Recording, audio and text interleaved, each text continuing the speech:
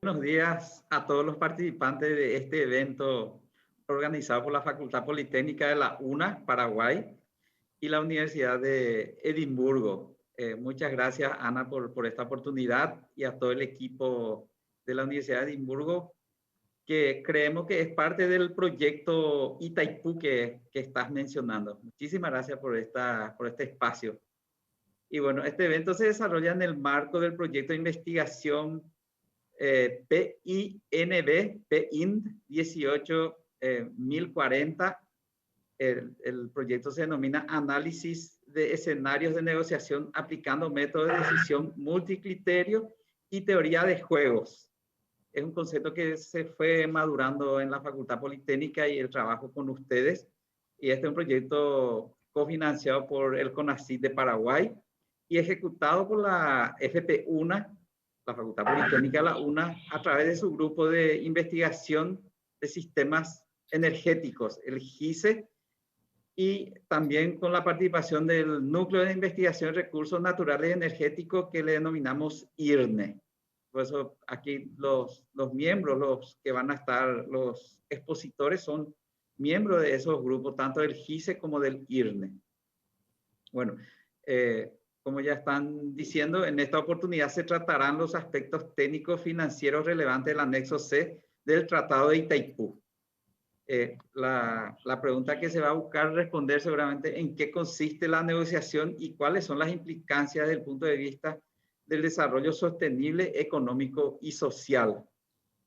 Bueno, desde la Facultad Politécnica de la UNA, a través de sus docentes e investigadores, estamos muy contentos de aportar algo al tratamiento de un tema fundamental para el país. Una buena negociación. Entendemos que una buena negociación puede maximizar el desarrollo en el sector energético de lo que estamos pretendiendo. Bueno, a todos los presentes, pongamos mucha atención al análisis de escenario de negociación y aplicación de negociación integrativa con enfoque estratégico en este caso para el sector energético. Eso es importante porque seguramente esto después se va a ir madurando aún más y que todos también seamos partícipes de este paso trascendental para el país. De nuevo, de mi parte, quiero agradecer al CONACYT y a todas las instituciones que apoyan este proyecto y que la jornada de hoy sea exitosa y que esto sea la primera de esta serie. Muchísimas gracias y de nuevo éxito a todos. Muchísimas gracias, ingeniero. Profesor Auxilia, ¿le gustaría empezar su presentación entonces? Sí, con mucho gusto, profesora.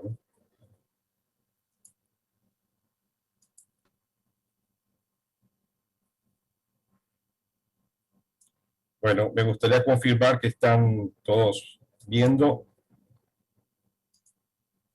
Sí se ve, profe. Perfecto. Bueno, esta presentación la hemos preparado entre tres del equipo, ¿no? Aquí del IRNE y del GISE, ¿no?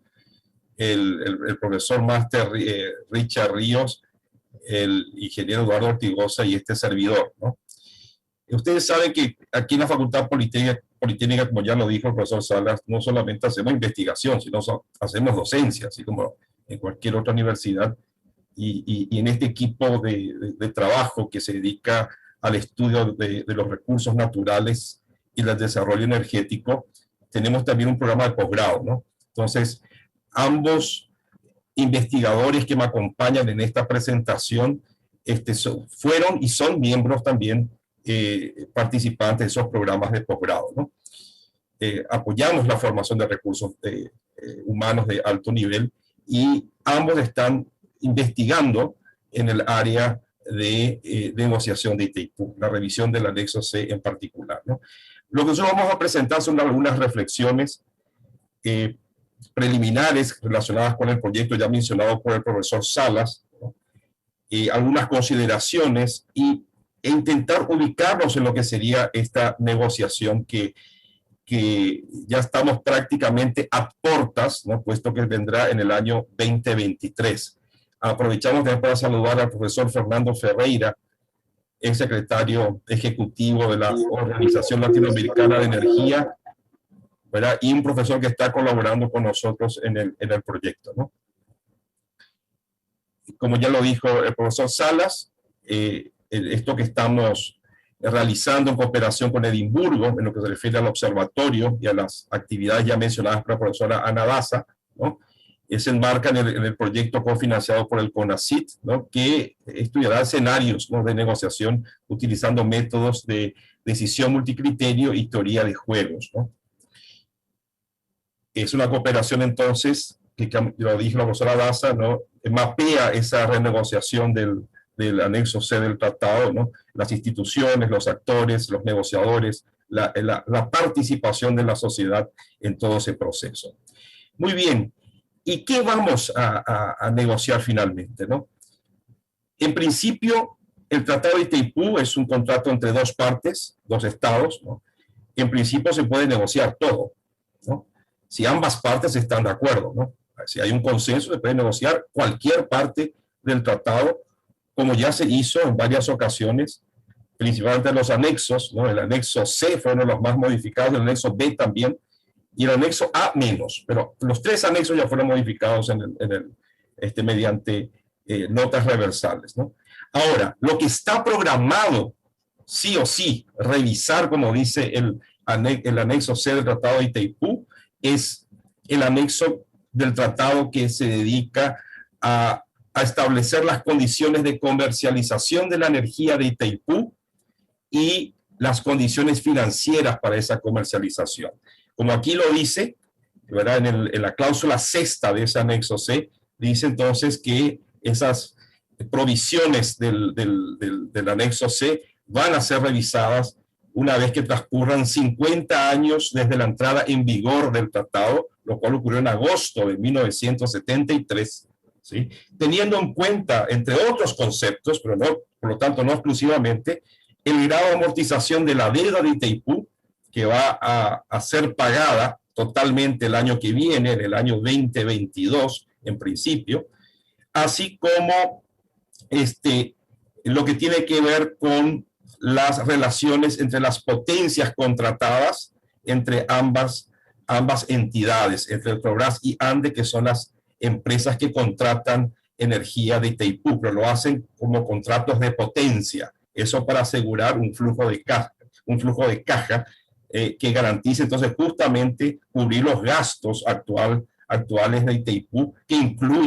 incluyen la amortización del capital de la deuda y también los intereses que se pagan por esa deuda, además de los costos de explotación y las participaciones que tienen tanto la ANDE como participante del capital de Itaipú, como el gobierno paraguayo en representación finalmente del país, ¿no? Que es el dueño del recurso natural más importante que justifica este proyecto, que es el potencial hidroeléctrico del río Paraná en el tramo que divide a los países Paraguay y Brasil, ¿no? Ese es el anexo C en particular. Tiene varios componentes que establecen el costo del servicio de electricidad de Itaipú, que enseguida vamos a explicarles de qué se trata, ¿no? Pero antes nos gustaría resaltar algunos aspectos que tienen que ver con la negociación en sí, ¿no? Generalmente la gente dice, bueno, vamos a hablar de una negociación entre dos países entre los cuales hay una gran asimetría en cuanto a tamaño de los países, en cuanto a influencia internacional, en cuanto a peso de sus economías, ¿no?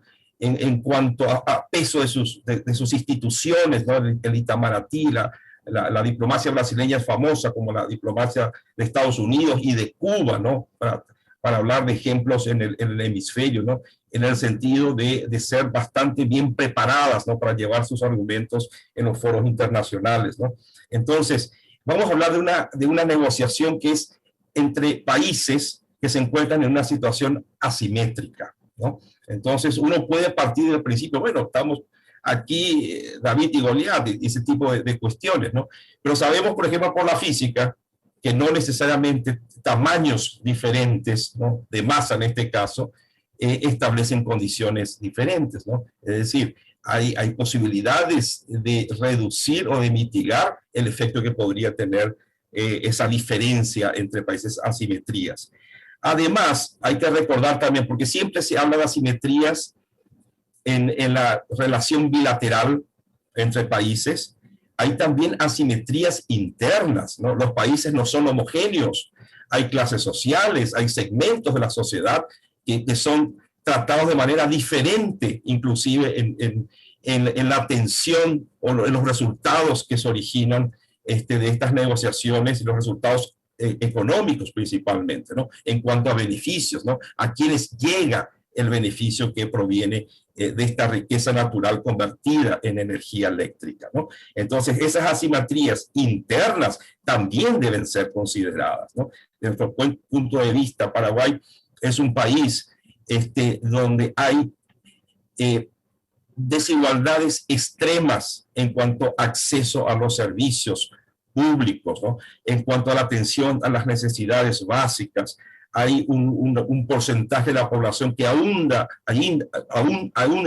están en el estado de pobreza, ¿no? Y hay una parte de la población, como indica ese gráfico del PNUD de Naciones Unidas, que muestra la relación de la distribución de la población según estrato socioeconómico. En altos ingresos prácticamente desaparece, ¿no? Del gráfico. Tenemos una clase media que está allí en un color celeste, también bastante pequeña, pero vean ustedes lo que es la población en situación de pobreza y población vulnerable. La de pobreza disminuyó, es cierto, la clase media aumentó un poco en los últimos años, pero la población vulnerable también. Eso significa que mucha gente que salió de la pobreza puede volver a caer nuevamente en la pobreza, como está ocurriendo como efecto, evidentemente, de este tema de la pandemia de COVID-19, ¿no? Entonces, es un país que necesita atender muchas necesidades, que tiene muchas desigualdades sociales, ¿no? Que deben ser atendidas, ¿no? Entonces, una negociación del anexo C que trata justamente de cómo acceder a los excedentes económicos producidos en la generación y venta de esa energía eléctrica que pertenece a ambos países, ¿no? En condiciones iguales de división de esa energía producida. Entonces, una negociación que se da en el ámbito internacional, pero nosotros comparamos eso a un iceberg en el océano. Entonces, la parte que emerge, que es la mesa de negociaciones bilateral, es apenas una parte muy pequeña de lo que ocurre y de los intereses que están involucrados en un proceso de negociación. La parte sumergida, la parte que uno no ve desde la superficie, esa es la parte más importante desde el punto de vista inclusive de negociación, ¿no? Ahí está no solamente la empresa eléctrica de Paraguay, citando el caso de Paraguay, ¿no? La Andes, sino también hay algunas compañías que son contratadas por Itaipú, que están muy interesadas en saber lo que va a pasar con los recursos que hoy día tienen, a los que hoy tienen acceso a sus contratos, ¿no? Están los funcionarios que reciben sueldos, ¿no? Que tienen también mucho que ver con la cuestión. Están los medios, están los políticos que reciben recursos de las binacionales a través de los royalties, tanto en los niveles nacional como subnacionales, ¿no? Que el caso de los departamentos y los municipios, ¿no? En fin, hay la sociedad como un todo, es decir, hay una necesidad allí de encarar la negociación en esos dos niveles, en esas dos dimensiones, ¿no? La dimensión interna, que a su vez se divide en dos aspectos: el aspecto de la búsqueda de un consenso, y si no un consenso, por lo menos un acuerdo social, para saber de qué se trata el foro energético que justamente estaba mencionando al inicio de esta actividad, y que fue coordinada por el profesor Daniel Ríos. Justamente trata de ese tema de capturar como uno de sus objetivos, capturar las expectativas que tiene la sociedad como un todo con relación a la revisión de este anexo C. Y también un acuerdo político, ¿no? Es necesario que en la negociación estén involucrados los partidos políticos que están representados en el Congreso, principalmente ellos. ¿Por qué? Porque un acuerdo de este tipo necesita de una ratificación parlamentaria en ambos países, ¿no? Y es una cuestión entonces tan sensible, ¿verdad?, y que va a ser usada seguramente en el discurso de las del proceso electoral que Paraguay ya está prácticamente, diríamos así, iniciando el año que viene, ¿no? Entonces, es una cuestión que tiene que ser también tratada en el nivel político, ¿no? Con los partidos políticos, ¿no? Si no, por más bueno que sea el acuerdo al que se llegue en el ámbito de la negociación oficial entre poderes ejecutivos, ¿no? Esto puede recibir una punición de parte del Congreso si es que no se tiene una participación parlamentaria. ¿Sí? Puede no ser acordada, puede no ser ratificada digamos así, el nuevo anexación. Bueno. Y en toda negociación es necesario que se alcance, y es que encontré una palabra muy interesante, ¿no? de una de las escuelas antiguas de Grecia, ¿no? Las escuelas morales, ¿no? Se utilizaron varias, ¿no? Que se alcance lo que es la tranquilidad, el equilibrio, ¿no? La ataraxia, decían los griegos, ¿no? Alcanzar la ataraxia significa encontrar en un proceso de conflicto al cual nos enfrenta cualquier tipo de negociación de este tipo, ¿verdad? Encontrar entonces un punto de equilibrio, ¿no? Que sea satisfactorio para todas las partes involucradas. En términos más modernos, para utilizar el enfoque de negociación estratégica que estaba hablando el profesor Salas, es lo que se llama SOPA, ¿no? En el modelo de Harvard de negociación, que es entonces la zona, ¿verdad? Donde se puede producir un posible acuerdo, y el famoso BATNA, ¿no? Que es el mejor acuerdo posible que puede ser alcanzado entonces en esa franja de SOPA, es decir, de la zona de posible acuerdo entre, este caso, dos partes, dos estados, ¿no? Esto es un trabajo que lo realizamos con un estudiante del programa de maestría en ciencia y ingeniería eléctrica, el ingeniero Manuel García, y todo el equipo que está allí mencionado, ¿no? Y que fue presentado en Chicago hace un año en realidad, ¿no? Esto con relación a la cuestión de negociación, uso teoría de juegos, ¿verdad? Y ver qué precio podría ser el precio dentro de ese margen de SOPA, ¿no? Solamente para citar un ejemplo de cómo se podría llegar a una ataraxia, ¿no? Desde este punto de vista, con un enfoque moderno en teoría de juegos, ¿no? Lo estamos hablando justamente de una tranquilidad a la que se tiene que llegar después de la negociación, ¿no? Ahora, Paraguay está acostumbrado, tiene una experiencia amplísima en negociaciones bilaterales e inclusive con ambos países, ¿no? Tiene las negociaciones bilaterales con Argentina y con Brasil, y que después resultaron en los acuerdos de Yacyretá y de Itaipú para el uso del potencial hidroeléctrico del río Paraná, en el que todavía hay un potencial remanente cuya utilización debe ser negociada con Argentina, ya no más con Brasil, porque es el tramo internacional entre Argentina y Paraguay que aún tiene ese potencial remanente, ¿no? Pero también estamos acostumbrados como país a negociar con los dos países involucrados en esta cuenca del río Paraná, ¿no? Que es el caso también de Argentina. Se llegó a un acuerdo tripartito. Y les voy a hablar un poco de esa parte histórica, ¿no? El Itaipú nació de un conflicto de límites entre Paraguay y Brasil, ¿no? De límites que definían el dominio sobre el salto del Guairá, que es ese salto que está allí en el mapa, y que define justamente el potencial hidráulico del río, ¿no? Porque ahí comienza el tramo internacional del río Paraná y va aguas abajo hasta el río, hasta la desembocadura del río Iguazú, y en ese tramo es frontera entre Brasil y Paraguay, ¿no? Pero el dominio del salto del Guairá, el dominio de los saltos o del salto del Guairá era ciertamente crucial para definir entonces el recurso natural que da origen a Itaipú, que es el caso del potencial hidráulico o potencial hidroeléctrico, una vez utilizado para generación de electricidad, ¿no?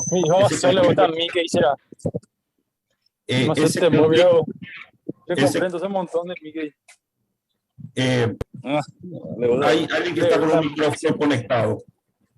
Si puedes conectar. Bueno, gracias. Entonces, ese conflicto se dio en la década de 1960. Hubo varios actos allí que no voy a a detallar, ¿verdad? Pero que generaron tensión entre ambos países, una tensión bastante fuerte a inicio de la década de 1960. Se llegó a un acuerdo gracias a un encuentro que se dio entre el presidente de Paraguay a inicio del 64 y el presidente de Brasil, que era Jean Goulart, ¿no? Que era un presidente socialista en Brasil, que después recibió o tuvo el problema del golpe de Estado, justamente el 1 de abril del 64, pero entre el presidente Stroessner y el presidente Jean Goulart llegaron a un acuerdo para zanjar ese conflicto de límites y entonces construir, como se decía la prensa brasileña en aquella época, en enero del año 64, decía construir una central hidroeléctrica o varias centrales hidroeléctricas que aprovecharan el recurso natural y que la energía sería dividida entre los dos países. Inclusive Jean Goulart decía que eso podría ser el principio de una cooperación subregional, ¿no? Entonces había ya algunas ideas bastante avanzadas en ese sentido, ¿no? Claro que eso después sufrió el problema del golpe de Estado por parte de los militares en Brasil, ¿verdad? Y todo fue por aguas abajo. Ese acuerdo que se dio entre ambos presidentes, ¿verdad? Fue por aguas abajo. Demoró algunos años, hubo problemas allí entre el Brasil y Paraguay, años 64, años 65, hasta que finalmente se llega a un acuerdo ya en el gobierno militar de Brasil y el gobierno del presidente Stroessner en el año 66, que es el Acta de Iguazú, ¿no? Y finalmente se firman los tratados de Itaipú y Yacyretá en el año 73.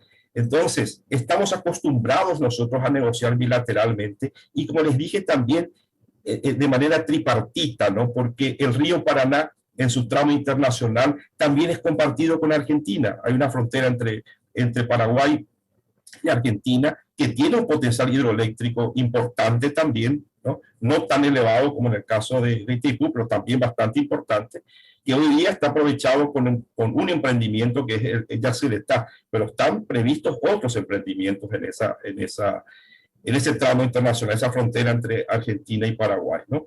Ahora, había un conflicto allí con Argentina, tanto así que el gobierno argentino en los años 70, antes de firmar el Tratado de Itaipú, se declaraba totalmente en contra del Tratado de Itaipú, ¿no? ¿Por qué? Porque el diseño de la central de Itaipú podía afectar el uso de ese potencial hidroeléctrico aguas abajo y viceversa. La manera como se diseñaba, por ejemplo, la represa de Corpus, que sería más próxima a Itaipú, podría afectar el diseño de Itaipú, ¿no? Es decir, la óptima utilización de Corpus Christi, ¿no? Aguas abajo de Itaipú, podría afectar, ¿no? La óptima utilización de Itaipú, ¿no? Entonces, tuvo que existir un acuerdo tripartito, ¿verdad? Con relación a la construcción de Itaipú, que se dio en el año 1979 y que por lo tanto hasta hoy día rige, aunque hoy día necesita ser modificado, ¿verdad?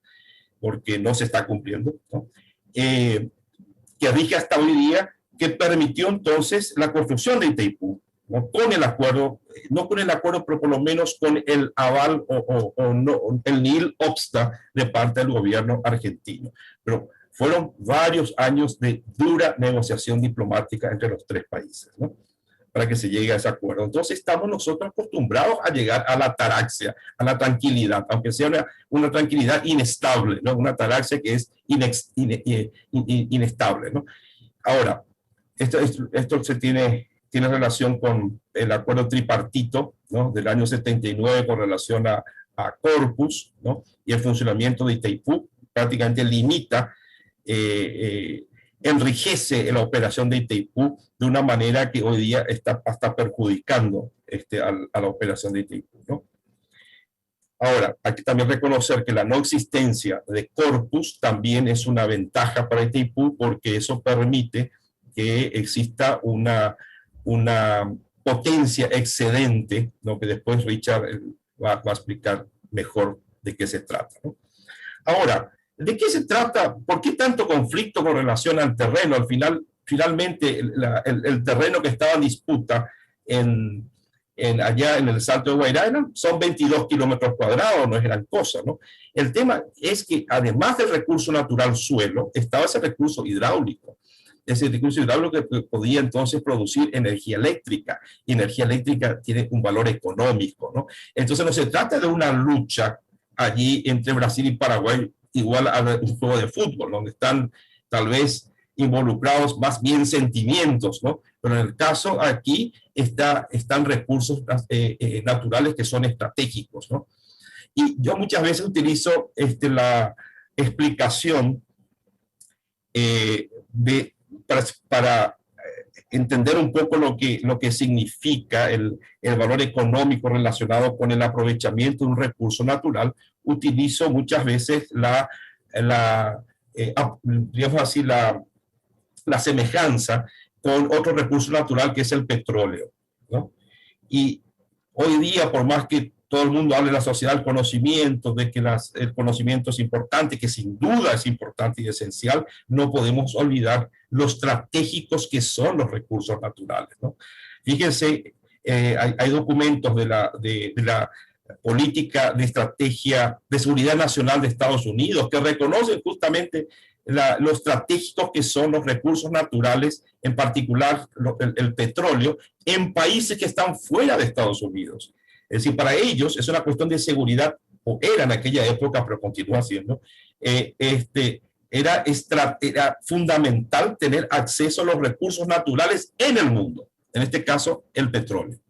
Es una cuestión de seguridad nacional para Estados Unidos, ¿eh? Es decir, quien niegue la importancia de los recursos naturales, ¿no?, para el desarrollo, está hablando de una manera o con un enfoque totalmente ideológico que olvida la importancia que tienen los recursos naturales. No con esto estoy negando la importancia que tiene el conocimiento, ¿no? Conocimiento y recursos naturales, ¿no?, son necesarios para el desarrollo, ¿no? Pero no tenemos que volvernos demasiado idealistas, ¿no? La materia es importante sin duda, ¿no?, en un mundo físico, ¿no? Y bueno, ¿y el petróleo qué tiene? El petróleo tiene un mercado internacional bastante desarrollado, con precios que varían mucho, a veces están muy altos, llegó a $100 el barril, y el costo de producción es muy variado en el mundo, ¿no? Hay costo de producción en los países exportadores, principalmente del Medio Oriente, Asia, por ejemplo, donde el costo llega a $5 a $8 el barril, ¿no? Entonces, imagínense, si está a $5 a $8 el barril, o un promedio aquí en el orden de $20 o $25 el barril, un barril que esté a $100 en el mercado internacional significa que hay rentas de $75 por cada barril, o de $80 por cada barril. Por más que tengamos el petróleo en el mercado internacional a $40 el barril, ¿verdad?, tenemos de igual manera allí una renta petrolera que es importante, ¿no? Y esas rentas petroleras fueron y son fundamentales para el desarrollo socioeconómico de los países exportadores de petróleo, ¿no? Ahora, la cuestión es saber administrarlos. Es decir, no es que no por el solo hecho de tener petróleo es que los países van a ser desarrollados, ¿no? Es decir, tienen la posibilidad de, pero sí tienen que saber administrar esos recursos para que eso pueda revertir en el desarrollo de los pueblos, ¿no? Y en el caso hidroeléctrico se produce lo mismo. En este caso no es petróleo, estamos hablando de un recurso renovable, que es el potencial hidráulico, ¿no?, en un tramo internacional del río Paraná. Y allí también hay una diferencia entre los costos de producción y el precio que se podría obtener en el mercado nacional, porque no tenemos todavía mercado regional en América del Sur, no tenemos, ¿no? Entonces, ahí la cuestión es mucho más compleja, ¿no? Hay un mercado global de electricidad, ¿no? Los mercados dependen mucho de cómo se estructuran dentro de un país o de una región determinada que está interconectada, ¿no? Ahora, ¿cuál es la ventaja de tener una central hidroeléctrica? Porque finalmente el kilovatio hora, no, en el momento de venderse, no necesariamente, a no ser que haya algunos procesos de licitación muy específicos, como hay en Brasil, por ejemplo, no se diferencia si viene de la biomasa o si viene de la hidroelectricidad. Es un kilovatio hora y punto, ¿no? Ahora, en el caso hidroeléctrico, ustedes ven en este gráfico de IRENA, que es reciente, las centrales hidroeléctricas son muy competitivas, ¿no? Son muy competitivas en el momento de producir energía eléctrica. Y justamente el precio de Itaipú está más o menos allí, lo que indica para las hidroeléctricas, entre, a ver si puedo marcar con un laser aquí, ¿no? Está el costo de Itaipú para Brasil y Paraguay está más o menos por aquí, en $40 el megavatio hora aproximadamente, eso está más o menos por aquí. Ahora, después del año 2022, esto va a caer al 40%. Sí, esto va a valer $16 el megavatio hora, ¿no? Se va a volver ultra competitivo, ¿no? Y allí está justamente la diferencia entre ese costo, vamos a decir real, ya considerando participaciones gubernamentales, y no es el costo real, ¿no? Te van a ver después cómo se construye ese costo con Richard, ¿no? La diferencia entre ese costo, ¿verdad?, y el precio que se puede obtener en el mercado, ¿verdad?, es lo que puede dar esa renta hidroeléctrica, ¿no? ¿Sí? Pero el costo real, que inclusive va a ser menor a $16 el megavatio hora, ¿no? Si es que se mantiene el anexo C en las condiciones actuales, ¿no? O con la letra actual que tiene el anexo C, ¿no? Porque es el costo real, ¿no? La diferencia entre ese costo y el precio que se puede tener en el mercado es renta hidroeléctrica, ¿no? Y la disputa es justamente cómo vamos a distribuir esa renta hidroeléctrica. Cuando Brasil dice, por ejemplo, que quiere una tarifa baja, se está distribuyendo renta porque está diciendo, bueno, vamos a beneficiar al consumidor, es una transferencia de renta al consumidor con tarifas más bajas. Se beneficia al consumidor. ¿Me entienden? ¿No? Mientras que Paraguay dice, no, pero yo quiero una tarifa más elevada, por ejemplo, porque quiero más renta, ¿verdad?, como participación gubernamental para el Estado, para mis programas de desarrollo. Muy bien, ¿no? ¿Me entienden? Entonces, se trata de una disputa por la renta hidroeléctrica. De eso se trata el anexo C en el fondo, ¿no? No es una cuestión de un partido de fútbol, no es solamente lo que está escrito en la letra, del tema de las potencias, de las contrataciones, ¿no? Si vamos entonces a la médula del problema, es una cuestión de distribución de renta. Bueno, ahora, el tener recursos naturales no significa necesariamente que tengamos la posibilidad de desarrollo. Hay que saber cómo administrarlos, ¿no? Tener buenas políticas y también para negociar, ¿no? También para negociar, lo importante en el momento de ir a esa mesa de negociación internacional es, bueno, ponernos de acuerdo al interior del país en qué realmente es importante utilizar esos recursos, ¿no? ¿Para qué queremos ese dinero, ¿no? Es decir, ¿cuáles son entonces las directivas que vamos a tener en cuenta para ir a la mesa de negociaciones? Nosotros como paraguayos identificamos ya algunas en este análisis inicial, considerando inclusive algunos resultados del Foro Energético Paraguay 2040, ¿no? Y en principio nosotros queremos energía, queremos más desarrollo y queremos más justicia social, ¿no? Queremos un sistema eléctrico que hoy día deja mucho que desear en cuanto a la distribución, en cuanto al acceso a la energía de manera ininterrumpida.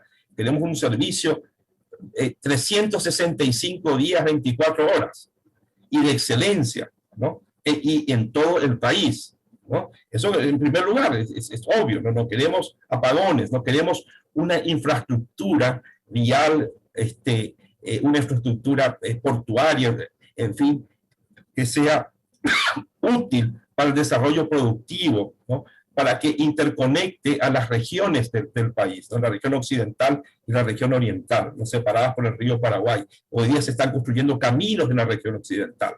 Vamos a tener en unos 10, 20 años más otro Chaco paraguayo, otra realidad en el Chaco paraguayo, ¿no? Y eso gracias a la infraestructura, ¿no? Y queremos entonces más infraestructura que nos interconecte nacionalmente, pero también que nos interconecte con el mundo, ¿no?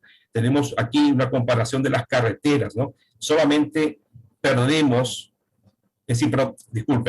perdemos frente a casi todos los países de América Latina, ¿no? Le ganamos a Haití, ¿no? Le ganamos a Haití en cuanto a la calidad de nuestras carreteras, ¿no? Según este estudio del año 2017, ¿no?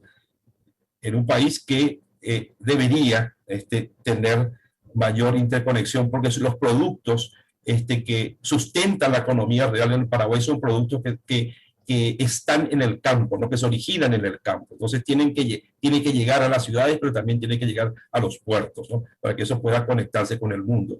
Y necesitamos entonces infraestructura de conexión con el mundo, ¿no? Con el mundo globalizado, ¿no? Para que nuestros productos lleguen y también podamos importar, tenemos contacto con el mundo, ¿no? Una educación de excelencia e inclusiva. Tenemos una educación que es pésima según los indicadores que todos conocen, ¿no? También un sistema de salud público que realmente no atiende a las exigencias, más aún ahora en tiempos de pandemia. Necesitamos que nuestra salud, nuestro sistema de salud, atienda a las necesidades de nuestro país en todo tiempo, ¿no? No solamente en tiempos de pandemia, que realmente es un estrés para cualquier país del mundo, ¿no? Queremos también que las tarifas de energía eléctrica sean bajas para el sector productivo, para que podamos transformar nuestro sistema, nuestra matriz energética y utilizar la energía eléctrica para usos donde convencionalmente no se la utiliza, que es el caso del transporte. Necesitamos tener el transporte electrificado en nuestro país y sustituir los hidrocarburos que hoy día representan una gran sangría para las divisas, es decir, para lo que se refiere a la balanza comercial del país, porque tenemos que importar una fuente de energía, ¿verdad?, que tiene un precio en dólares, ¿no?, que es una moneda que no es nuestra, ¿no? Y para esto tendríamos que electrificar el transporte en todas las modalidades, ¿no? Eso ya se está previendo en las nuevas agendas energéticas del gobierno. Hemos colaborado como Facultad Politécnica justamente en la política energética del año 2016 y estas cuestiones ya están introducidas aquí, ¿no? E inclusive en aquella época, 2014, ya estábamos, cuando comenzó el proyecto de política energética, ya hablábamos de la industrialización de los vehículos eléctricos en el país, es decir, utilizando, por ejemplo, el litio que existe en Bolivia para tener las baterías de litio, ensamblar los vehículos eléctricos en Paraguay, y bueno, tenemos el mercado nacional para atender transformación de vehículos que utilizan motores de combustión interna a motores eléctricos, ¿no? Pero produciéndolos aquí mediante una iniciativa, diríamos así, de integración productiva. Bolivia, Paraguay, Brasil, ¿no? Brasil tiene motores eléctricos, ¿no? Chile, que tiene el cobre, en fin. Podríamos entonces pensar en una industrialización. Eso ya lo habíamos mencionado nosotros en el año 2014 en un foro de discusión del sistema eléctrico paraguayo, que creo que es el seminario del sector eléctrico paraguayo, ¿no? Y está publicado también, ¿no? Y queremos también tarifas bajas para los sectores más vulnerables de la sociedad, ¿verdad? Es un país, como dije, que tiene serios problemas relacionados con la desigualdad en la distribución de los recursos financieros, ¿no? Entonces, la revisión del anexo C, donde se discuten las cuestiones relacionadas con las finanzas, con la comercialización de la energía de Itaipú, puede ser una oportunidad para llegar a atender esas necesidades detectadas o esos objetivos detectados por nosotros, esos 7 que fueron mencionados y donde podríamos tener algún impacto. Entonces, para responder a esta pregunta, le paso la palabra primeramente al máster Richard Ríos, que nos va entonces a realizar una presentación sobre el tema.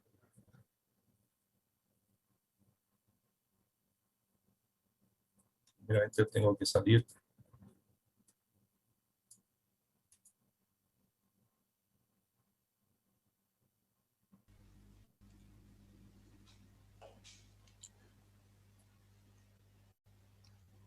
Buenas, ¿me pueden escuchar?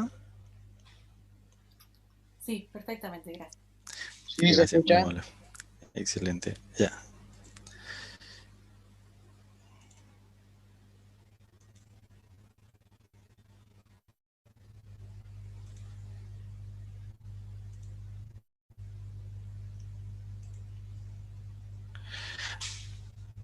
¿Me confirman si pueden ver la presentación?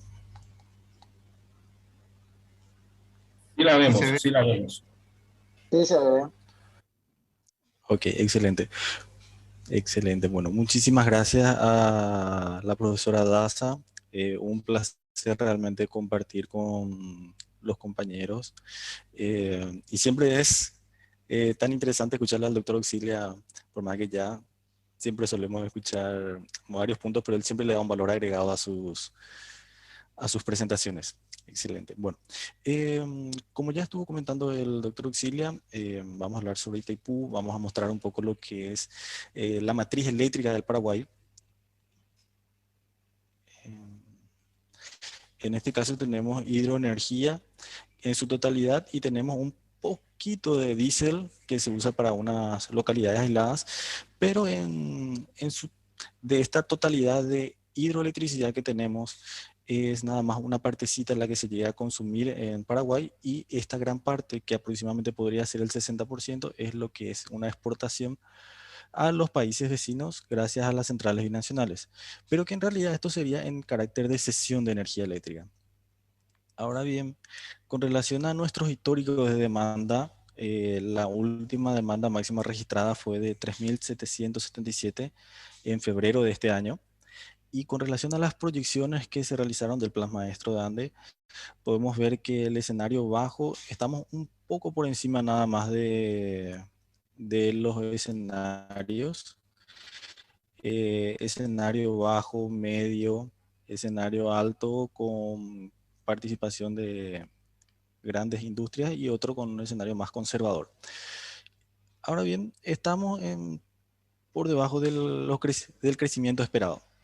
Con relación a la proyección de despacho, Paraguay cuenta con 3 centrales hidroeléctricas, donde de aquí hasta el 2025 se tiene planeado que Itaipú va a seguir siendo una central de base y de referencia crucial para el desarrollo de Paraguay. Después tendríamos la central Yacyretá y la central Acaraí, que es la que es propia de Ande. Bueno, para hacer una representación académica lo más sencilla posible, tendríamos nuestra curva de demanda de un día. Supongamos que tenemos un pico en horario de la tardecita noche. Se utilizaría la central Itaipú como una central de base, Yacyretá para una parte y Acaraí para una pequeña fracción. Ahora, con esto nos estamos dando cuenta qué tan importante para Paraguay es Itaipú Binacional. Ahora, qué tan importante es ahora y qué tan importante es hasta un futuro. Según las proyecciones que estuvimos realizando, tendríamos este remanente de energía o este superávit de energía eléctrica en comparación a nuestra capacidad instalada hasta el 2031, es decir, acá unos pocos años, donde nuestra demanda estaría próxima a la oferta. Ahora, centralicemos un poco en lo que es Itaipú.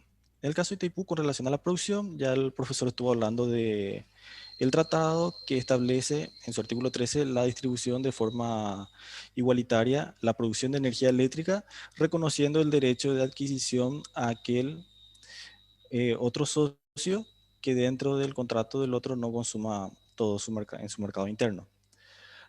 Ahora, con relación a los contratos, inicialmente se pensó que los contratos irían tendrían una planeación, una proyección a 20 años, pero principalmente Paraguay es una situación bastante particular, que su generación es muy por encima de su capacidad, y eso ya fue en aquel entonces y sigue siendo así, donde nuestra demanda es menor y se dificulta un poco hacer una proyección a muy largo plazo.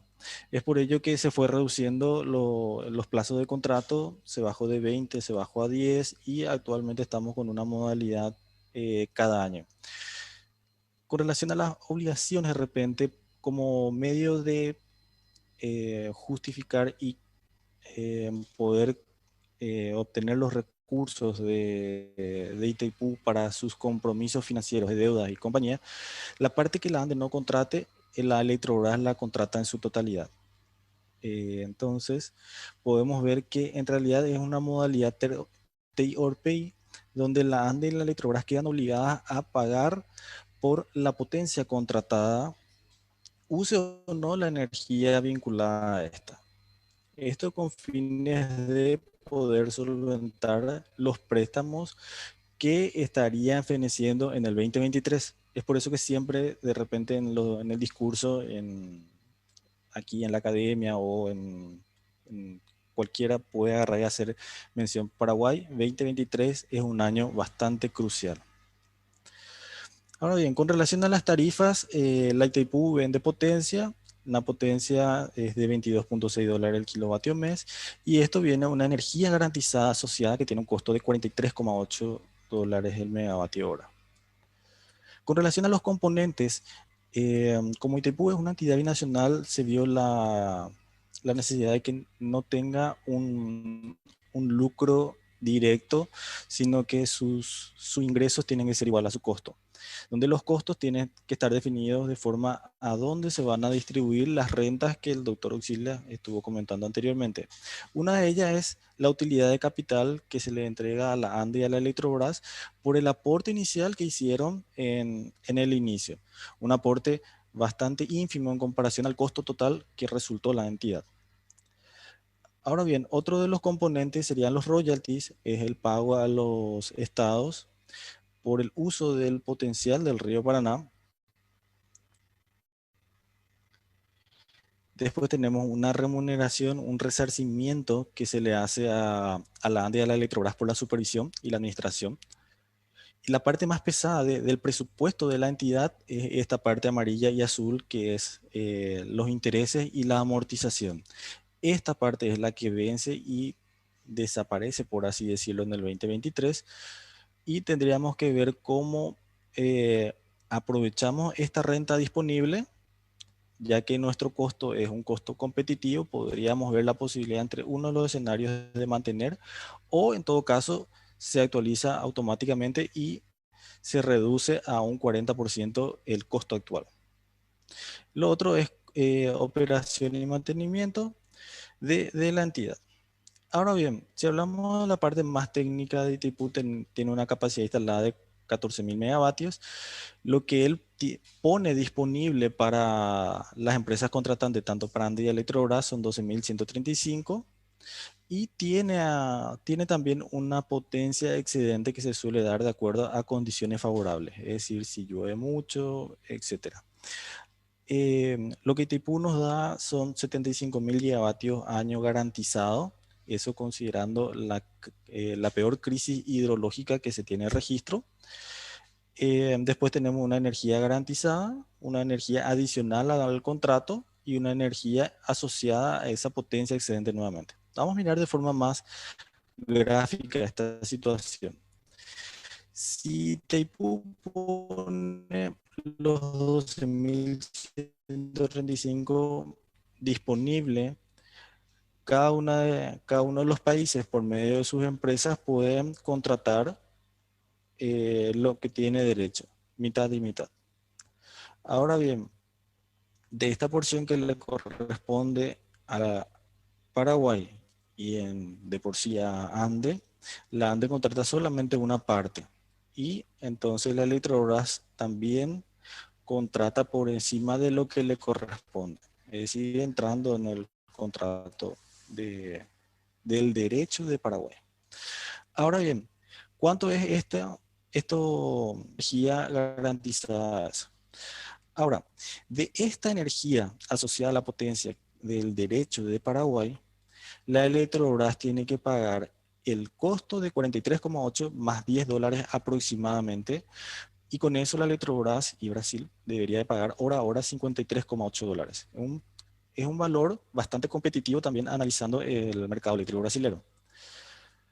Ahora bien, por encima de estos 12.135 más lo que sería su consumo interno, reserva rodante y otras cuestiones, hay una potencia excedente. Esa potencia excedente tiene un costo de $6. Es un costo muy ínfimo donde se genera, es para justificar y enviar dinero a los fondos, a los componentes de royalty y resarcimiento que estuvimos viendo anteriormente.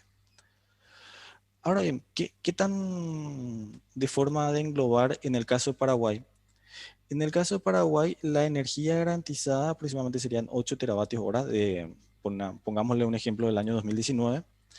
De la energía adicional, que tiene un costo también de $6, sería de 3,5.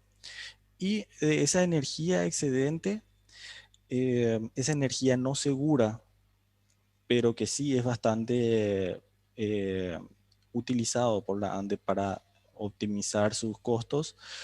De este mix de estas tres energías, en el caso de Itaipú, sale lo que serían los costos medios en Itaipú para Paraguay. Analizando aquí las tres barras, tenemos la barra verde sería el costo promedio en el 2015 de Brasil y el azul sería en el caso de Paraguay. Y esto sería el costo, la línea roja, los costos promedios en la Itaipú. Podemos observar que siempre hay una pequeña brecha entre estos costos promedios, en virtud de que, por un lado, Paraguay utiliza esta energía más accesible, más económica, y también que el lado brasilero tiene que pagar el costo que es por la compensación por cesión de energía. Esta brecha de repente se fue reduciendo, pero nuevamente estamos viendo que se fue dando mayor apertura, que causa un debate también del lado brasilero. En esto podemos ver que el costo promedio de la energía de Itaipú para Paraguay sería de 29,3 dólares el megavatio hora, un costo muy competitivo. Ahora, de esta distribución de los componentes de que estamos hablando de royalty, que son para los países, para Paraguay y para Brasil, ¿cómo se da esa distribución? En el caso de Paraguay, se distribuye por medio de unas leyes que fueron evolucionando y predominantemente la forma de distribuir es las zonas afectadas son más beneficiadas. Por eso vemos un poco más coloreado aquí, un poco más oscuro.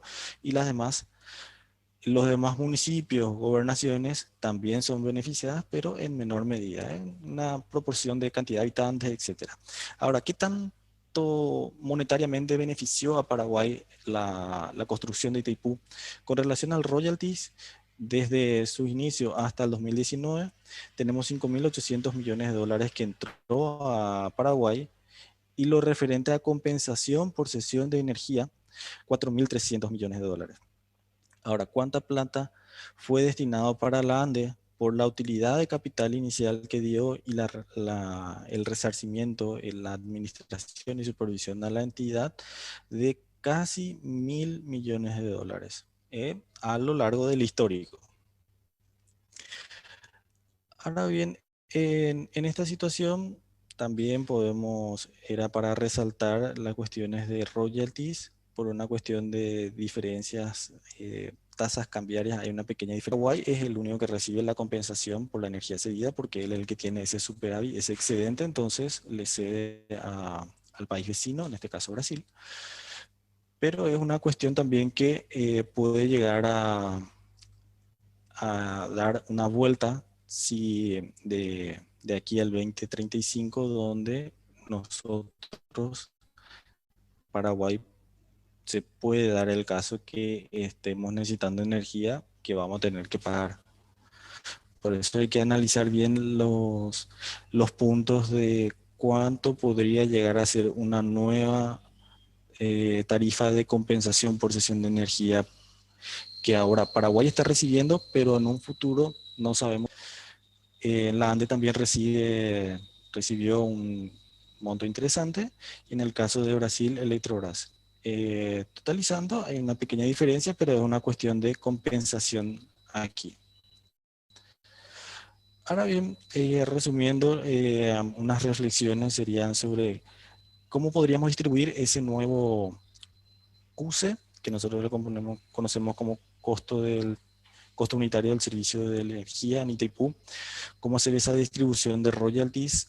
Podemos aumentar más considerando que tenemos ese margen de aproximadamente 2.000 millones de dólares anuales que actualmente son destinados a préstamos, a saldar los préstamos. Se podría dar una oportunidad de comercializar en el mercado eléctrico brasilero. Podría superar esas limitantes de solamente estar recibiendo 10 dólares por la energía, por el derecho de Paraguay, sino que le sumamos una cuestión de condiciones de mercado, y puede ser favorable o no. Estamos también analizando eso.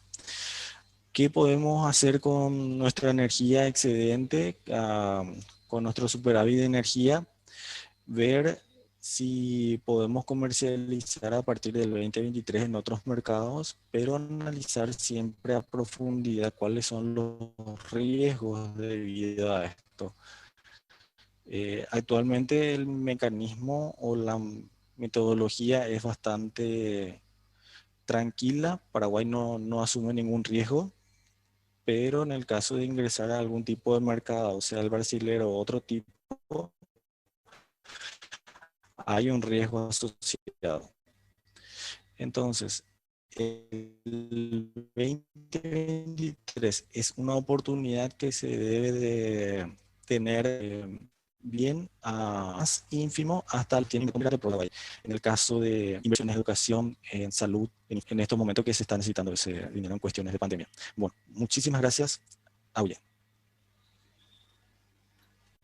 Muchísimas gracias, Richard. Muchas gracias, profesor Ríos. Ahora entonces vuelvo a mi presentación. Por favor.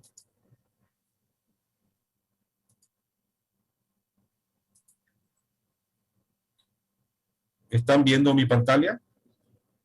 Sí, profesor. Ya, perfecto.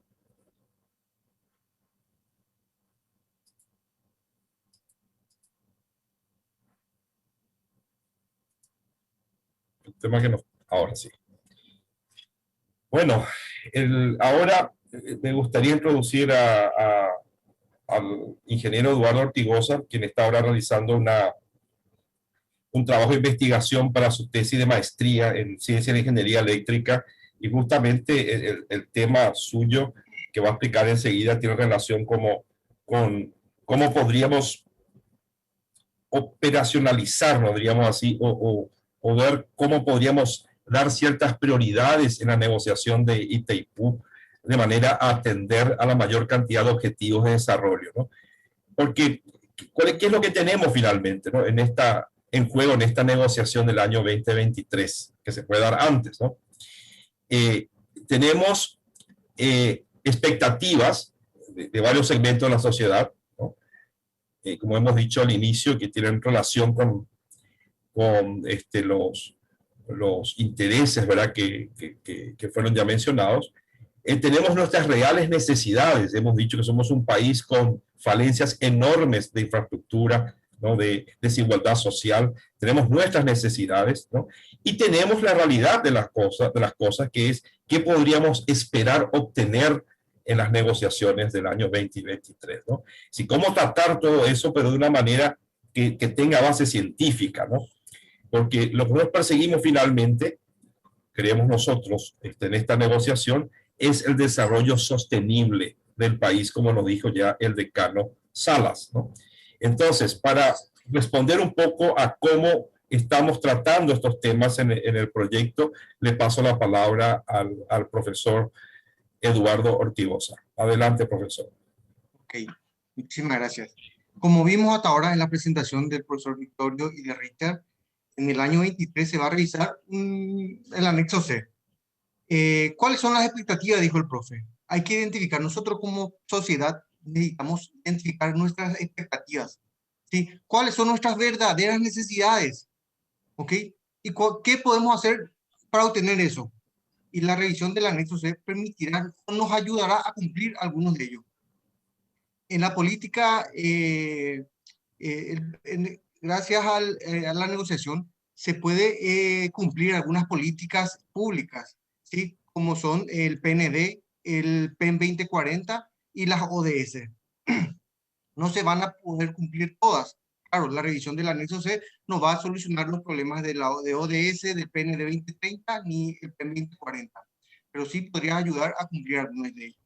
Por ejemplo, en ODS 1 no va a cumplir directamente. La revisión del anexo C no tiene nada que ver con fin de la pobreza, pero sí podría cumplir algunos de ellos.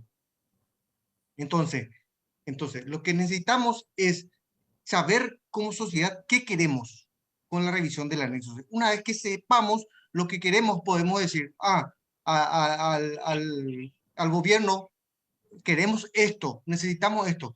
Y cumpliendo los objetivos cumpliendo los objetivos de las políticas, podríamos hacernos la siguiente pregunta. ¿Cómo distribuir las rentas hidroeléctricas para alcanzar en mayor grado los objetivos, planes y compromisos y metas que nos propusimos como país? ¿Cómo hacemos eso? ¿Sí? Y para esa pregunta, para responder a ese, surgió el objetivo. El objetivo es identificar la estrategia de distribución de los componentes del CUSE que pueda cumplir en mayor grado con los objetivos, planes, compromisos y metas propuestas por la República del Paraguay. Entonces, en el objetivo específico encontramos, primero hay que identificar los objetivos estratégicos del PND 2030 que podrían cumplirse mediante la revisión del anexo C. También reconocer el grado de cumplimiento de los objetivos de desarrollo sostenible que pueden cumplirse con la revisión del anexo C en el 2023. Y también identificar cuáles de los objetivos estratégicos son el PEM pueden cumplirse, pueden realizarse con la revisión. Y para esto, para responder a esta pregunta, lo que vamos a hacer es, vamos a aplicar una metodología llamada proceso de jerarquía analítica para identificar cuáles de los objetivos se pueden cumplir. Ahí tenemos que el PND se divide en 4 criterios. Son social, económico, ambiental e institucional. Entonces, eso, ¿cuáles nos convendría como país hacer que cumplir esos criterios para que podamos llegar al Paraguay deseado? Entonces, para conocer los resultados, vamos a estar aplicando la metodología AHP para tener el resultado. ¿Cuáles nos conviene identificar primero, cumplir para la revisión del anexo C? Profesor. Ya. ¿Me escuchan? Sí. Hola. Ya, bueno. Muchas gracias, Eduardo, por la presentación. Y aquí me gustaría resaltar que también, además de la metodología HP, tenemos la metodología que fue trabajada por el profesor Fernando Ferreira, hace parte de su trabajo de doctorado, llamado PhD, justamente la metodología, que es diferente a esta HP, y él nos está colaborando para realizar este mismo trabajo y algunos otros relacionados con estos mismos objetivos, ¿no? O similares, ¿no? Con esa metodología nueva, ¿no? Que es, digamos así, que es un avance con relación a lo que se refiere a decisiones multicriterio, ¿no? Y su tratamiento matemático, ¿no? Bueno, ahora vamos a hacer, para finalizar, algunas consideraciones con relación a cómo podríamos encarar esta negociación. Y en primer lugar me gustaría que diferenciemos, porque se creó un mito en Paraguay, hablando de la tarifa de Itaipú, que tiene que ser más alta, la tarifa más baja, ¿no? No hay que confundir la tarifa que tiene la energía de Itaipú, ¿no? Que proviene de los contratos con ANDE y con Electrobras, tarifa de Itaipú, que como bien ya lo explicó el profesor Richard Ríos, ¿no? Tiene en sí, embutido, vamos a decir, en esa tarifa, lo que se refiere a costos de explotación, ¿sí? Y ahí están los gastos famosos, gastos sociales, dentro de esos gastos de explotación, tiene lo que le corresponde a la ANDE como utilidades y resarcimientos, ¿no? De 40 millones de dólares, ¿no? Tiene lo que le corresponde al Estado paraguayo en concepto de royalties, ¿sí? Y tiene también lo que le corresponde a la amortización y pago de intereses de la deuda. Esos son los 2.000 millones de dólares, que es la parte del león actualmente, que corresponde al pago de la deuda, ¿no? Que es lo que se va a dejar de pagar a partir del año 2023, ¿no? Pero ya va a tener una reducción importante en el año 2022. Ojo con eso, ¿no? Va a tener una reducción muy importante, por eso que cada vez más se está discutiendo, ¿no? Que esta negociación tiene que comenzar antes, ¿no? Porque el año que viene vamos a tener reducción de la tarifa si es que no hacemos absolutamente nada, ¿no? Bueno, con relación entonces a eso hay que diferenciar esa tarifa de Itaipú de la famosa compensación por cesión de energía, esos $10 por megavatio hora. Esa no es la tarifa de la energía paraguaya de Itaipú. La energía paraguaya de Itaipú vale la tarifa de Itaipú lo que se le paga al Itaipú por su energía, ¿no? Más si es transferida a Brasil, más la compensación por cesión de energía, que son esos $10. Hay que diferenciar esas cosas, ¿no? ¿Qué es lo que nosotros queremos que baje o que suba, ¿no? Estamos hablando de dos cosas que están relacionadas entre sí, pero que tienen que ser diferenciadas. La tarifa de Itaipú es algo que nosotros como paraguayos en el futuro vamos a pagar cada vez más, porque cada vez más vamos a contratar energía de Itaipú. Entonces nuestra cuenta también se relaciona con esa cuestión. Si hablamos de tarifas altas de Itaipú, ojo, estamos hablando de que en el futuro vamos a pagar más por esa energía, ¿sí? Hoy día tenemos ciertos descuentos que vienen de acuerdos muy favorables hechos hace 20 años, ¿no? Pero eso puede desaparecer, ojo con eso, ¿no? Entonces, hablar de tarifa alta o tarifa baja, hay que tener mucho cuidado de qué estamos exactamente hablando. Porque si hablamos de la tarifa Itaipú, nosotros también somos usuarios de esa energía y vamos a pagar cada vez más, porque vamos a necesitar cada vez más de Itaipú, ¿no? Otra cosa es hablar de la tarifa de la energía paraguaya que va al Brasil. Y esa tiene esos dos componentes, diríamos así, la tarifa de Itaipú más el plus que se nos paga por compensación en concepto de cesión de energía, ¿no? Hoy día las tarifas están en este orden. Paraguay está pagando muy por debajo de lo que paga Brasil, ya mostró esto Richard. Se tomó el año 2019, pero Paraguay pagó inclusive menos que eso, menos de $27 el megavatio hora, es un precio muy bajo, ¿no? Una energía de muy alta calidad, y el Brasil ahí paga entre 43.8, que sería sin la compensación, y 49.86, que sería ya el promedio de lo que Brasil paga considerando la compensación, ¿no? La tarifa de Itaipú, evidentemente sin compensación, está a $42 el megavatio hora. También hay que tener mucho cuidado de diferenciar la tarifa que se publica de Itaipú, que es $22,6 por kilovatio mes, porque se contrata potencia, de la tarifa efectiva en energía, que es diferente, ¿no? Es decir, hay que hacer esos cálculos siempre, ¿no?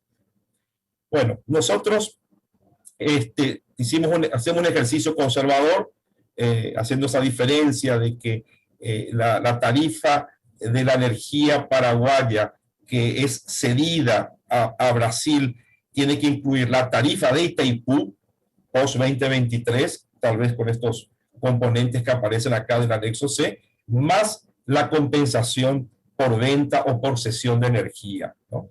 Ahí hay un concepto jurídico que habría que discutir, bueno, pero lo que va a ser transferido a Brasil entonces de energía paraguaya tiene que continuar pagando ese plus, ¿no? Entonces son cosas diferentes, la tarifa de Itaipú y el plus que Brasil nos va a pagar por la energía excedente que nosotros transferimos a ellos, ¿no? Y tenemos algunas ideas generales primeramente, ¿no? Primero que la revisión de esas tarifas tienen que ser cada 10 años, no esperar 50 años por razones obvias, ¿no? El mercado es mucho más dinámico. Dentro de 10 años puede ser que nosotros estemos ya importando parte de la electricidad, tal vez no, pero tal vez estemos importando energía eléctrica. Si es que hacemos otros proyectos, evidentemente no, ¿verdad? Pero ya vamos a estar más apretados dentro de 10 años, y por lo tanto es bueno que revisemos con intervalos de tiempo menor. Y también que siempre consideremos en esa negociación, ¿verdad?, que al menos una parte sea asegurada en cuanto a flujo de caja, es decir, que se pague por potencia, ¿no? Que sea una tarifa por potencia, con lo cual se va a garantizar en esa modalidad take or pay un flujo de caja para Itaipú, ¿verdad? Y la otra parte puede ser en energía, pero al hacer el contrato en potencia se garantiza por lo menos un mínimo para cubrir ciertos costos, ¿no? También que continuemos estudiando la comercialización de esa energía de Itaipú en otros países. Eso se puede hacer en conjunto con Brasil, inclusive como estaba en el acuerdo Lugo-Lula, ¿no?, del año 2009, ¿no? Eso ya está como en el acuerdo o en la expresión de voluntad del presidente, pero no se llevó adelante, ¿no? Y también que el uso de todos los recursos de Itaipú sean transparentes al pueblo paraguayo, que finalmente es el dueño del recurso, ¿no? Que sepamos qué pasa con cada dólar, ¿no? Con cada dólar que ingresa al país de Itaipú, a dónde va, cuáles son las empresas beneficiadas, ¿no? En qué se usa, cuál fue el resultado. Eso es necesario que hagamos, ¿no? Es necesario, es una cuestión que debe ser transparente totalmente, ¿no? Y si nosotros mantenemos el concepto de los componentes del PUSE, conforme lo explicó ya el profesor Richard, ¿no? Tenemos un escenario diríamos así, de la famosa tarifa baja, ¿no? Que es en el caso de que no hagamos absolutamente nada. Nos cruzamos de brazos. ¿Qué va a pasar? En el año 2022 la tarifa va a bajar un poco, creo que un 30% baja, y ya en el año 2022 ya vamos a tener una tarifa más baja, ¿no? Si no hacemos nada, ¿no? Y en el 2023 entonces baja inmediatamente de esos valores de 42, ¿verdad? Baja entonces al 40%, es decir, baja a $17 el megavatio hora, baratísimo realmente, un costo pero bajísimo, ¿verdad? En primer lugar, yo como ANDE voy a sentirme muy feliz, ¿no? Porque tener ese contrato con energía inclusive $10 por megavatio hora más abajo de lo que obtengo hoy, que ya es bajo, ¿no? Sería una maravilla para la ANDE. Y ahí la ANDE podría transferir parte de ese beneficio a los usuarios con tarifas más bajas, para los usuarios. Pero eso no es automático. La ANDE es la que primero se beneficia de esa caída de tarifa, ¿no? Pero puede transferir, ¿no? Desde el punto de vista de gobierno no pasa nada, es decir, vamos a continuar recibiendo cantidades parecidas de royalties, cantidades parecidas de compensación por cesión de energía, porque eso depende más bien de la generación de la central. En los últimos 2 años, esa generación estuvo muy por debajo de lo que estuvo generando años anteriores, como el año 2016, que fue un récord, ¿no? Entonces, baja un poco eso, ¿no? Porque tanto los royalties como la compensación por cesión de energía depende de la cantidad que se genera y, obviamente, la cantidad que se transfiere a Brasil. Así que Brasil usa, ¿no? Bueno, eso sería la tarifa baja, tendría beneficios, sin duda, ¿no? Pero ¿quién se beneficia más con esto? El país o la empresa que contrata más, evidentemente. ¿Sí? ¿Quién? Electrogas. ¿Sí? La ANDE se beneficia, sí, perfecto, se beneficia, pero ¿quién se beneficia más? Electrogas. Con tarifa baja se beneficia, en principio, más Electrogas, porque va a tener entonces mayor cantidad de energía contratada con tarifas más bajas, ¿no? Muy bien, y está la famosa idea, bueno, tarifas muy altas de Itaipú. Bueno, eso puede generar entonces que se mantenga la tarifa actual de $42 por megavatio hora, o si se quiere hablar en potencia, $22,6 por kilovatio mes aproximadamente. Entonces, si se mantiene esa tarifa así, como es ahora, entonces van a generar unas rentas fabulosas de $2.000 millones que hay que distribuir y que se puede distribuir entre todos los componentes, que la ANDE gane más, que los royalties tengan un plus adicional y que el presupuesto de Itaipú puede elevarse también para proyectos estratégicos, así como están construyendo los puentes, como puede construir la esclusa, o como puede ser cualquier otro proyecto regional estratégico, ¿verdad? Pero siempre con control de la ciudadanía, ¿no? Que la ciudadanía sepa en qué se gasta la plata, principalmente el presupuesto mismo de Itaipú, y por qué no el de la ANDE, pues todos estos dineros, finalmente, son nuestros. Bueno, nosotros recomendamos, y esto lo hicimos en la Comisión Asesora de Relaciones Exteriores hace exactamente un año, en marzo del año 2020, presentamos un análisis que decía justamente esto, que sea una tarifa intermedia entre la tarifa de Itaipú, es decir, la que van a pagar ANDE y la que va a pagar Electrogas, ¿no? De la energía de Itaipú, que sea intermedia entre la menor tarifa que les mostré y la tarifa mantenida en los niveles actuales, ¿no? Y mantener esa tarifa en un nivel razonable, pero intermedio, podría beneficiar también de la misma manera, pero con cantidades diferentes, obviamente, a la ANDE, a los royalties, al presupuesto de Itaipú, ¿no? Se transfiera o no al presupuesto del Estado de Paraguay, que habría que ver qué beneficios tendría, ¿no? Y luchar contra la pobreza en el sentido de tener las tarifas sociales y también otros programas sociales, ¿no? Es decir, una tarifa intermedia, que sería ese escenario 3, ¿no? Que les mencioné, podría incrementar, miren, lo que es para la ANDE, lo que ANDE y Electrogas, que reciben hoy 91 millones, podrían recibir hasta 400 millones, ambos países, ¿no? Los royalties, que son de 540 millones hoy aproximadamente ese valor a 700, 900 millones. Y los gastos de operación, los costos de explotación de Itaipú de 700 pueden ir a 1.000 o a 1.200 millones. Toda vez que esto no es que sea para pagar sueldos, ¿no? Sino para pagar proyectos estratégicos para Paraguay y para Brasil, por ejemplo, ¿no? Así como se está haciendo ahora el tema de la ANDE, que recibió esos 200 millones y Electrobras, que recibe los 200 millones para modernizar o actualizar tecnológicamente la estación conversora en Foz de Iguazú, ¿verdad? Es decir, ese tipo de proyectos se podrían hacer a través de Itaipú, ¿no? Esa tarifa sería, ¿cuál? Y bueno, tomamos la tarifa intermedia, que sería la tarifa más baja que pagó la ANDE en los últimos 10 años. $25 por megavatio hora. Acuérdense que la ANDE está pagando hoy día 29, 27, ¿no? En promedio 29, como dijo el profesor Richard. Brasil está pagando hoy día 43. Es decir, para Brasil también se beneficiaría con esta tarifa más baja, ¿no? Sin duda, se beneficia también y nosotros también.